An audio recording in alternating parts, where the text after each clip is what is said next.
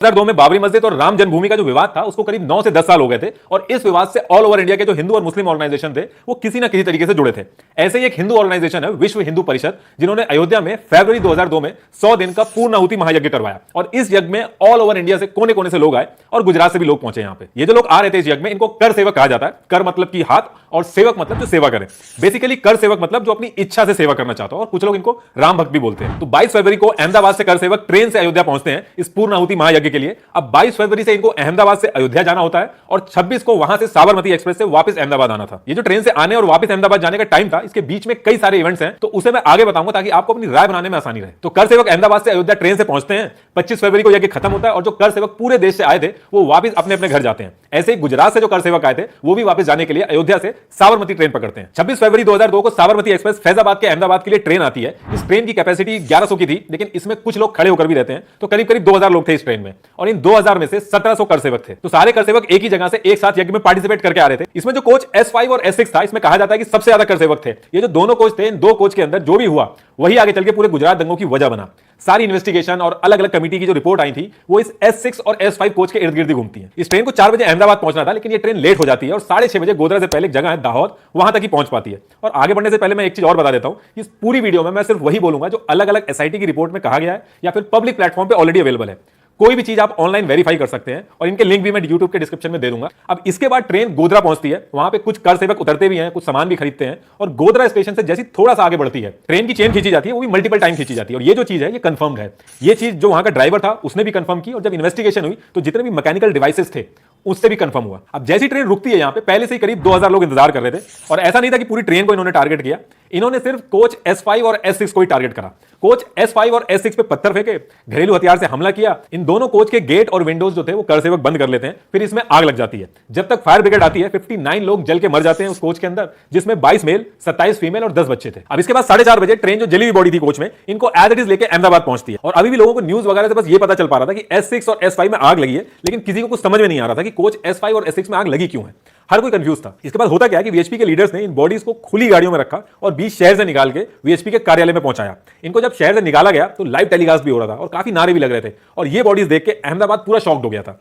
तब लोगों को पता चला कि आखिर हुआ क्या है और ये चीज आउट ऑफ कंट्रोल होना स्टार्ट हो गई। इसके बाद VHP लीडर्स ने बॉडी को 16 हॉस्पिटल पहुंचाया। इन बॉडीज को देख के जितने भी हिंदू संगठन थे, जैसे कि VHP, बजरंग दल, RSS, इनके लीडर्स भी काफी गुस्से में आ गए थे और 16 हॉस्पिटल के पास ये सारे लोग इकट्ठे होने चालू हो गए थे। 16 सिविल हॉस्पिटल के पास एक PCR वैन खड़ी थी, जिसने इन्फॉर्म भी किया कंट्रोल रूम में कि सिचुएशन खराब हो सकती है। जिस तरीके से बसों में लोग इकट्ठे होकर पहुंच रहे हैं यहाँ पे, सिचुएशन आउट ऑफ कंट्रोल हो सकती है। और जब नॉर्मल फॉर्मेलिटीज हो गई उसके बाद धीरे धीरे जो डेड बॉडीज थी इनको शमशान लेके जाया गया अलग अलग रास्तों से। तो जिन जिन एरिया से डेड बॉडीज निकल रही थी वहां पे नारे लग रहे थे, उन्होंने एरिया में चीजें हाथ से बाहर निकल रही थी और लोग सड़कों पे आ रहे थे। बात इतनी हद से आगे बढ़ गई थी कि मारकाट शुरू हो गई थी और आप जितना जितना बुरा सोच सकते हो उससे भी आगे बढ़ की चीजें हुई। उस पर्टिकुलर टाइम पे न्यूज चैनल्स पर इतनी रिस्ट्रिक्शंस नहीं थी और इस वजह से और दिक्कत हुई। रिपोर्टर्स ने ग्राउंड रिपोर्टिंग करते टाइम काफी इंफॉर्मेशन लाइव टेलीकास्ट कर दी, जिससे दंगे और भड़क गए। ये लाइव टेलीकास्ट देख के जो लोग दंगे कर रहे थे उनको और आसानी हो रही थी ऐसे इलाके ढूंढने में जहां पे पुलिस नहीं थी। और सब कुछ लाइव करने से एक दिक्कत और हुई कि सारी इंफॉर्मेशन पूरे गुजरात तक पहुंच रही थी। तो अहमदाबाद, गांधीनगर, गोधरा, वडोदरा, सूरत, हर जगह दंगे फैल रहे थे। अब 3 दिन तक कंटिन्यूअस दंगे चलते हैं गुजरात के अंदर। 790 मुस्लिम्स, 254 हिंदूज की डेथ होती है और गोधरा के अंदर ऑलरेडी 59 हिंदूज की डेथ हो रखी थी। और ये ऑफिशियल फिगर है, अनऑफिशियल डेटा इससे भी ज्यादा है। 27 फेब को जगह जगह पर दंगे हो रहे थे, लेकिन 28 फेब को बात बिल्कुल हाथ से बाहर निकल गई जब भीड़ गुलमर्ग, नरोदा पाटिया, नरोदा गांव में पहुंचती है। चमनपुरा अहमदाबाद में एक गुलमर्ग सोसाइटी थी जहां पे मुस्लिम मेजोरिटी में थे और इसी सोसाइटी में कांग्रेस के MP एहसान जाफरी भी रहते थे। इस सोसाइटी में करीब 29 बंगलो थे, 10 अपार्टमेंट थे और mainly upper middle class business family रहती थी। 28 फरवरी को 9 बजे मॉर्निंग में सोसाइटी के आसपास भीड़ इकट्ठी होना शुरू हो जाती है और नारे लगने लगते हैं। सोसाइटी के लोग ये सब देख के डरने लगते हैं और बैक टू बैक पुलिस में कॉल करते हैं, लेकिन पुलिस की तरफ से कोई नहीं आता। इसके बाद लोग कांग्रेस के MP एहसान के घर में भी पहुंचते हैं मदद के लिए, लेकिन एहसान भी पुलिस को फोन करते हैं, चीफ ऑफ पुलिस को फोन करते हैं, वहां के बड़े बड़े नेताओं को फोन करते हैं, लेकिन कोई मदद नहीं आती है। जैसे दिन होता है सोसाइटी के बाहर भीड़ जो थी वो सोसाइटी के अंदर घुसने लगती है और लाइन से घरों में आग लगाती है। एहसान जो कांग्रेस के MP थे, इनके साथ साथ 69 लोगों को अपनी जान गंवानी पड़ती है। ऑलमोस्ट सारे घरों को डैमेज कर दिया जाता है और 18 घर पूरी तरीके से जला दिए जाते हैं। इन 18 घरों में से सिर्फ एक फैमिली को अगर छोड़ दें, बाकी कोई भी सोसाइटी में आज की डेट तक वापस नहीं आया। अक्टूबर 2017 में आज तक न्यूज चैनल ने तहलका के स्टिंग ऑपरेशन की फुटेज जो थी उसको पब्लिक कर दिया। इसमें 14 VHP और Bajrang Dal activist including ruling government के MLA डिस्कशन कर रहे थे कि कैसे उन्होंने वहां पे ये सब करा। इसके बाद SIT बैठती है और 2016 में 11 लोगों को उम्र कैद की सजा दी जाती है। सेम डेज पूरे गुजरात दंगों की सबसे बड़ी घटना होती है अहमदाबाद के नरोदा पाटिया और उसके बगल में गांव है नरोदा गांव, जो कि पूरे 10 घंटे चलती है और इस एक इवेंट में सबसे ज्यादा डेथ होती है। इसके बाद नेक्स्ट डे जिस दिन गुजरात बंद रहता है, 5000 लोगों की भीड़ बदला लेने के लिए अटैक कर देती है नरोदा पाटिया में। देखिए ऐसा लग रहा था कि हर चीज में जैसे कोई प्रॉपर प्लानिंग के तहत चाहता हो कि हिंदू और मुस्लिम में झगड़ा हो। और ये जो 5000 लोगों की भीड़ थी, ये 9 बजे मॉर्निंग में अटैक स्टार्ट कर देती है और 10 घंटों तक अटैक चलता है। एलपीजी सिलेंडर से आग लगा दी जाती है और लोगों को घरों से निकाल निकाल के मारना चालू किया जाता है। भीड़ के पास हथियार कहां से आते हैं, आज तक एक रहस्य है। इतनी बड़ी बड़ी इन्वेस्टिगेटिंग टीम बैठी थी, इस चीज का आज तक नहीं पता लगा पाई कि इनके पास हथियार कहां से आए थे।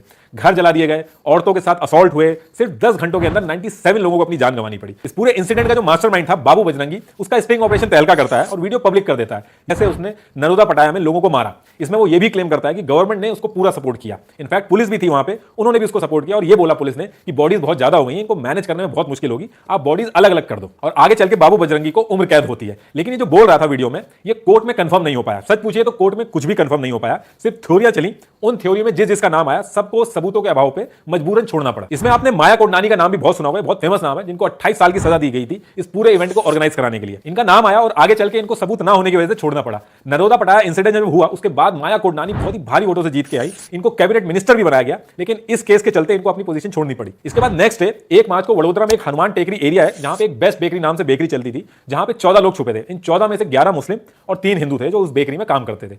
इन 14 के 14 को रात 8 बजे उसी बेकरी में जिंदा जला दिया जाता है और आज तक सबूत ना होने की वजह से किसी को भी सजा नहीं मिल पाती है। जब इस पूरी सिचुएशन पे गवर्नमेंट से क्वेश्चन किए गए तो गवर्नमेंट ने कहा कि उसने अपनी कैपेसिटी में सारे कदम उठाए।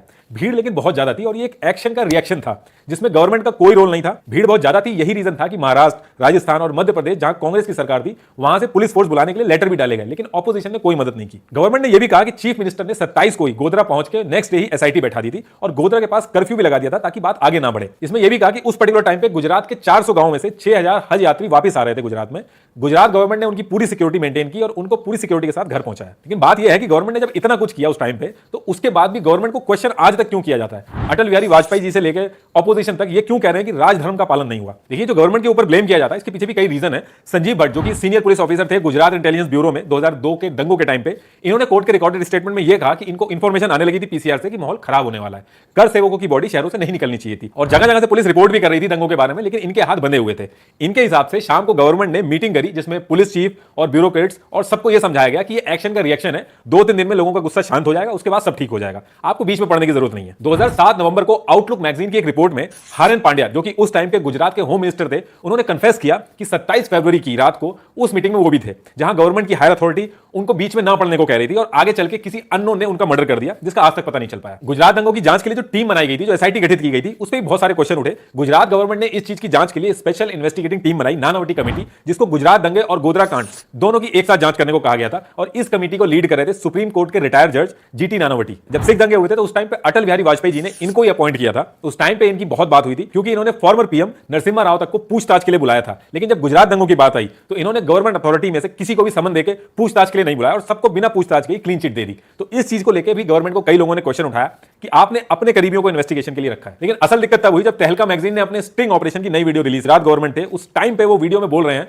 कि टेंशन की बात नहीं है, ये सब तो ब्लेम गेम चल ही रहा था। अब इसके बाद नानावटी कमीशन अपनी 1500 पेजेस की फाइनल रिपोर्ट 45,000 शपथ पत्र और 1000 गवाहों के स्टेटमेंट के साथ कोर्ट में सबमिट की, जिसमें गुजरात गवर्नमेंट, आरएसएस और बजरंग दल के जितने भी एक्टिविस्ट थे इन सबको क्लीन चिट दे दी जाती। और नानावती कमीशन की इन्वेस्टिगेटिंग रिपोर्ट में यह भी बताया गया कि गोधरा में जो ट्रेन को जलाया गया था यह प्री प्लान्ड इवेंट था जिसके मास्टरमाइंड हुसैन इब्राहिम और नानू मियान थे। देखिए उस पर्टिकुलर टाइम पे स्टेट और सेंटर दोनों जगह बीजेपी की सरकार थी और नानावटी कमीशन की इन्वेस्टिगेशन ऑलरेडी चल रही थी, तो अलग से कोई इन्वेस्टिगेशन नहीं स्टार्ट की गई। लेकिन जब 2 साल बाद 2004 में कांग्रेस की गवर्नमेंट जीत के सेंटर में आती है तो सेंटर में आते ही सबसे पहला काम कांग्रेस करती है, एक अलग से कमेटी बनाती है गुजरात दंगों की इन्वेस्टिगेशन के लिए, जिसका नाम था उमेश चंद्र कमेटी। 4 महीने के अंदर रिपोर्ट बना दी गई और रिपोर्ट में वही आया जो कांग्रेस के लीडर पिछले 2 साल से बोल रहे थे। उमेश चंद्र कमेटी की इन्वेस्टिगेशन ने कहा कि एक प्री प्लान्ड अटैक नहीं था बल्कि एक हादसा था। जिस तरह से नानावटी कमीशन की रिपोर्ट का झुकाव एक पर्टिकुलर ग्रुप की तरफ था, ठीक उसी तरीके से सेंटर ने जो उमेश चंद्र कमेटी बनाई थी उसमें भी एक पर्टिकुलर कम्युनिटी को खुश करने की कोशिश की गई।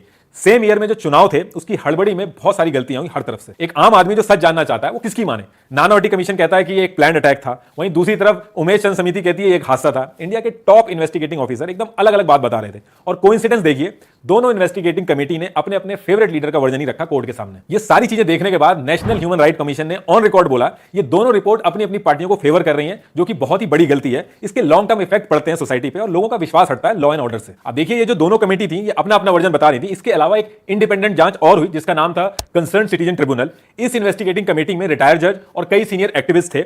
इन्होंने जो इन्वेस्टिगेशन की वो अभी तक की जो भी कहानी चल रही थी उससे एकदम अलग थी। ये इन्वेस्टिगेशन की पूरी रिपोर्ट आउटलुक ने पब्लिश की है। तो आउटलुक ने जो जो पब्लिश किया है मैं एज इट इज आपको लाइन बाय लाइन बताता हूं। ट्राइब्यूनल की रिपोर्ट के हिसाब से जब कार सेवक गुजरात से अयोध्या जा रहे थे, उस पूरी ट्रेन में कार सेवक थे और जैसे ही ट्रेन अहमदाबाद से अयोध्या के लिए निकली, बीच में लखनऊ से कई सारे अनजान लोग बिना टिकट के कोच S5 और S6 में चढ़ गए और आईपीजी रेलवे मिस्टर पीपी अगजा, इनके हिसाब से S5 और S6 में उस पर्टिकुलर टाइम पे कुछ तो गड़बड़ थी। ये भी हो सकता है कि इसके पीछे बहुत बड़ी प्लानिंग हो। ट्राइब्यूनल की जो रिपोर्ट आउटलुक में पब्लिश हुई है उसके हिसाब से ट्रेन के अंदर जो बैठे लोग थे उन्होंने कई स्टेशन पर लड़ाई की और इन सबकी खबर आसपास के जो न्यूज़पेपर थे वो छाप रहे थे और उससे लोगों को पता चल रहा था कि कहां पे क्या क्या हो रहा है। अयोध्या इस वजह से थी, लेकिन इस चीज का बदला जरूर ले लिया गया। बदला भी उससे लिया गया जो गोधरा से 200 किलोमीटर दूर मजदूर बैठा है, बदला उससे लिया गया। उसकी क्या गलती थी? गोविंद मकवाना जिनका 22 साल का लड़का S6 बोगी में जल गया था, उसकी बॉडी को जब शमशान लेके जा रहे थे तो भीड़ काफी सारी आ गई थी और सब भड़के हुए थे। उन्होंने हाथ जोड़ के सबको मना किया कि मुझे कोई बदला नहीं लेना है। यह चीज टाइम्स ऑफ इंडिया ने मार्च 2002 में पब्लिश की थी। इस पूरे इंसिडेंट में 1500 लोगों पर FIR दर्ज हुई थी, जिसमें से लास्ट में 31 लोग बचे थे जिनको सजा हुई और उन 31 में से 11 को फांसी दी गई।